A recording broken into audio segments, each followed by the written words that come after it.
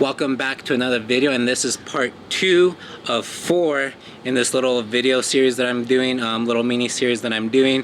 So in the second part, I'm going to go ahead and now do the rear diff mount, and again I'll go ahead and show you the parts, and every part that I'm be using will be down in the description below. So let's go ahead and begin. And now I finally got out of its box. So this is the one that I got.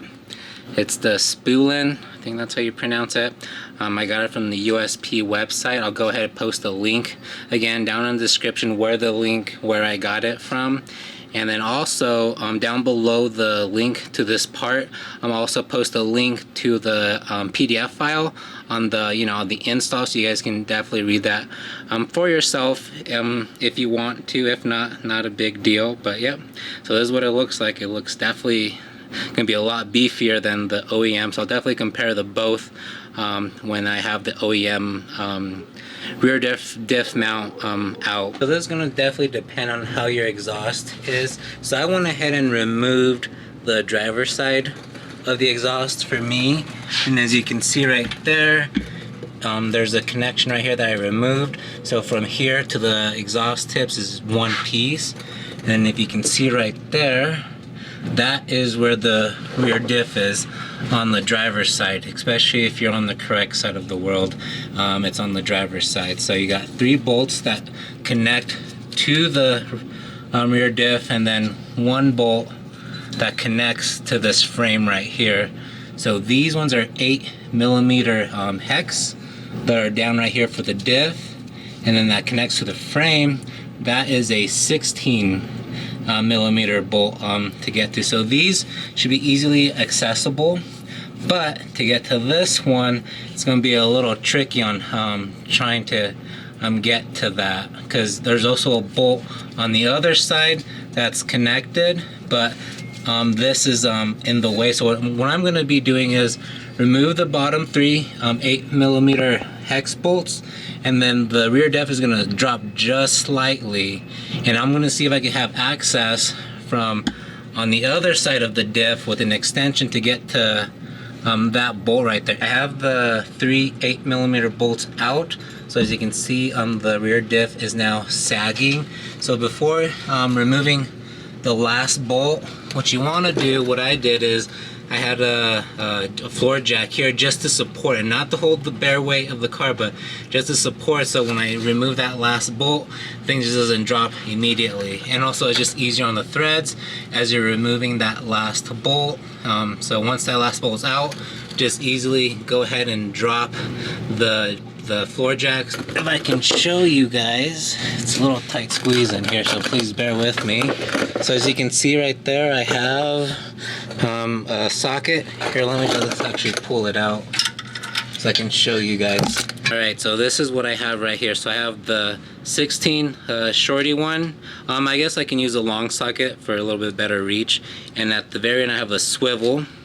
I'm using this swivel because I've already used this swivel right here, because it is on the little girthier side.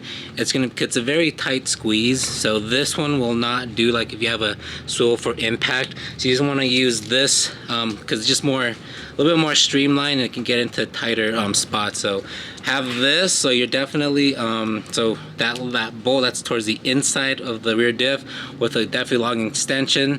And then I'll go ahead and put this underneath the car and then show you guys again how I have it set up. It was great success, so that did work. So just so I can give you guys here a better view. So this is the rear diff mount, so it does sit like this. So just to give you guys a better analogy, so on the passenger side of the diff mount, you got this long bolt and then the washer. And then what's on this side of the diff mount is just the washer right here, and then the nut right here. Both 16mm. So what I was trying to say, hopefully now this makes better sense, with this swivel long socket thing that I got going on right here. So this sits right here. So you're gonna go above that rear diff mount to access this right here, and then with this, especially if you have a ratchet wrench, these are amazing. You should definitely get one. And if you have a swivel one that has a little swivel head, that's even better, because you'll definitely need that little swivel head. Go ahead and start loosening it with this, because this will definitely be a lot easier to loosen it with this. At least get started loosening it, because trying to loosen something when you're at a slight angle with a swivel, it's a little difficult. So now this is definitely take a look at the rear diff and see. Oh yeah, you can definitely see right through, you know, how it's starting to tear. I don't think that's normal, how it's just hold right there, but it's definitely, you know, it's definitely on its way out, because this, I'm pretty sure this has been on the car since day one out of the factory. So now I'm gonna go ahead and compare this with the new updated rear diff mount. Here they are, side by side. So you can definitely see one looks a lot better than the other one. Just personal opinion, I think this one looks way better than the OEM. But yeah, so you can definitely see the cushioning, or the bushing I mean, is definitely all throughout, consistently, you know, throughout the rear diff, in the mount, I mean the bushing I mean. And here, you know, you have like a little H looking pattern bushing, and you know, obviously there's definitely some limitations with that when it's not solid all the way through as compared to this. So now looking at the back side, or the space that faces towards the passenger side, the diff mount, this is what it looks like.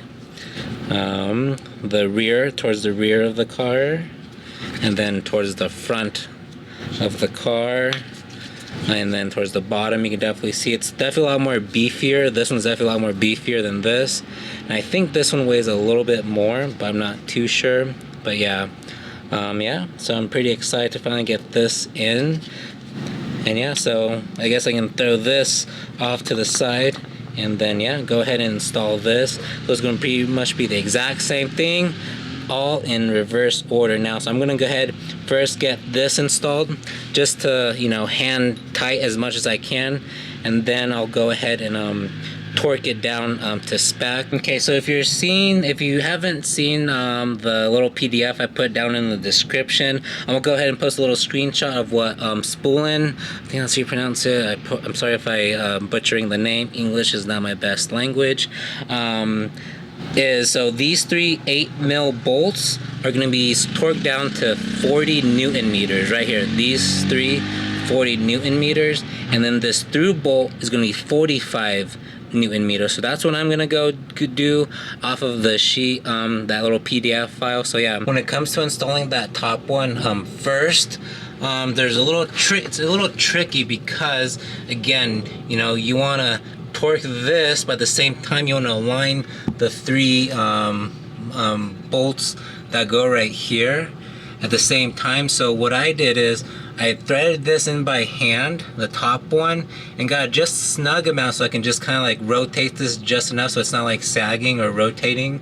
And then I lifted up the rear diff so I can align this, and I try to do my best to keep this straight as I can. So I removed the bottom, the three bolts again, because I didn't need it anymore, and then I dropped the diff. Then I was able to torque this, because again, you cannot torque tighten this bolt on the inside right here when the rear diff is in its actual position. So this needs to be dropped again so you can torque that. But that's why you want to align, do your best to align these three the best that you can.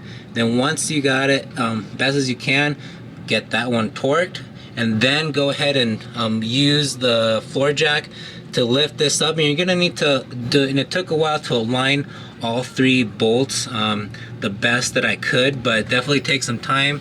So like to get to these two bolts, I lifted it the rear diff from the rear part of the diff, and then to get to that front bolt in the front, the third one, final one, as you can see, I had to get the floor jack to be lifted slightly towards the front part of the diff. So there is definitely a little bit of maneuvering and tricking when it comes to where to put the floor jack on the lift, because if you try to do it by hand, it's just gonna wear you out, trust me. That'll be the end of part 2 of this video. I hope those instructions made sense when it came to installing the rear diff mount. So the next part will be part 3, which will be the JXB Driveshaft carrier mount. So hope you guys have a good one, and I'll see you guys in the next video. Thanks.